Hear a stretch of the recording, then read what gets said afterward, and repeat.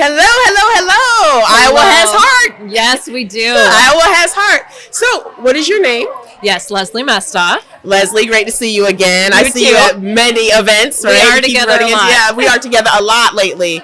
So tell us a little bit about your organization. What's the name of your organization? What do you do? Sure. So we are the Iowa Heart Foundation. We are local to Iowa. We're only in Iowa, just a nonprofit started by cardiologists, actually at Iowa Heart Center. So we have that, expert advising us on really how do we improve heart health in our state and how do we prevent heart disease. That's our entire focus, is to make Iowans more heart healthy. And when did this start? What year did it start in? Oh, well, over 30 years ago. Oh, wow. Yes. It's been here for a while. It's been around for a while. I would say that we've had a lot more traction. Our team has grown in the last few years, and so we're becoming more known now. And really in central Iowa was where we were focused, but now we're really all over the state providing AEDs in churches, schools, libraries, blood pressure devices. Throughout those libraries just this month, we shared 12 more AEDs. We sent blood pressure devices to 10 more libraries, really spreading that awareness and access to care throughout the state, not just in our largest population.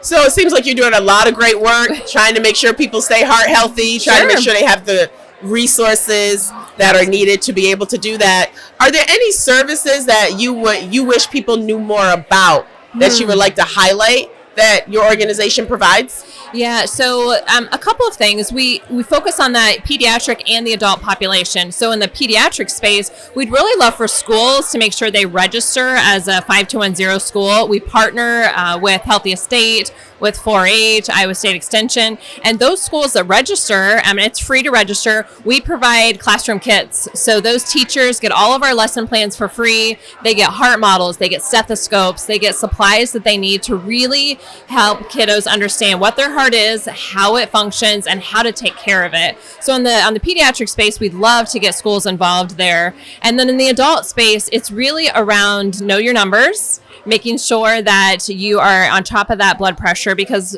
it's really a silent killer. Hypertension, many times people don't have symptoms and realize that they have high blood pressure. So if you haven't ever taken your blood pressure, make sure you're getting to that local library, checking out that blood pressure device that we've donated, and really focus on knowing those numbers so you can stay on top of your health.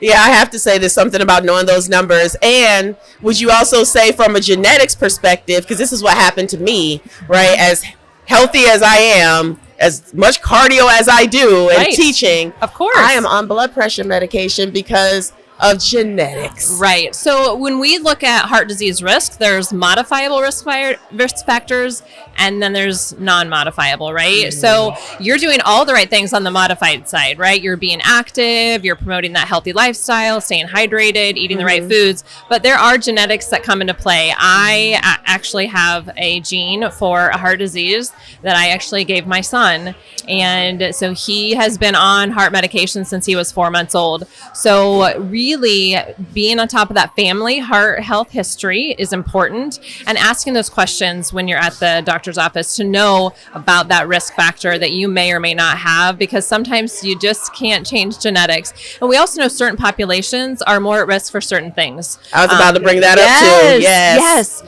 So that's really important to us, to really reach those underserved populations and make sure that they understand their specific risk factors and how we can support them on the prevention side, and just educating as many people as possible. We all take our health for granted until we don't have it. That part. We really do. We really do. What is your passion behind this? Because clearly you're passionate about it. So what is the passion that you have that has put you into this space to help with this sort of education? Yeah, so as I mentioned, I have this gene, and my son was born with, quite frankly, a big heart. So he has an enlarged heart muscle.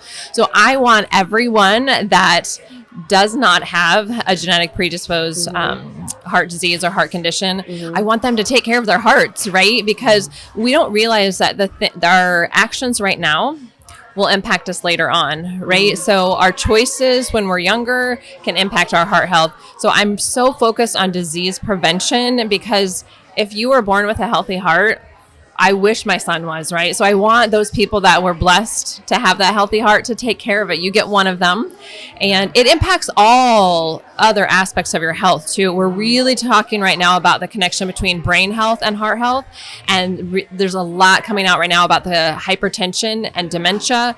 So again, I just want people to know that you can prevent heart disease. It's not that everyone's going to get it. It is the number one cause of death in our country, and it has been for decades. But we can prevent at least 80% of it. So I want people to know that someone loves them and someone wants them to take care of their heart, because we need to make the most of what we've been given. Mm-hmm. And so I use our story to hopefully inspire others to, number one, know their history, like you said, but really just to focus on how they can take care of their own health. Again, we want our moms to be here. We want our grandmas to be here. We want our kids to be healthy.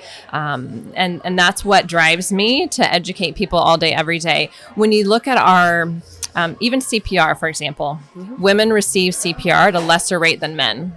So when we do our education on CPR training, we always bring our mannequins out that have breasts. Because we need people to understand that it's okay to touch a woman's breast to save her life. Right. So there's all those things. That's what drives me.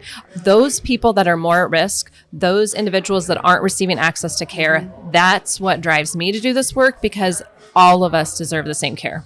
I love it. I love it. Well, if people want to stay connected, find out more, connect with you, what's the best way for them to do that? Well, our website is iowaheartfoundation.org. We are on all the social media platforms as Iowa Heart Foundation, other than TikTok, but maybe we're getting there. We have a new young staff, and they might bring us on board there. But you can find us all over social media and our website. We'd love to hear from them. Perfect. Thank you so much for sharing not only Iowa Heart, but your heart as well for this pod. I appreciate you, and I hope you have a wonderful time at the My City, My Health conference today. Thanks, Miss Paula. Thank you.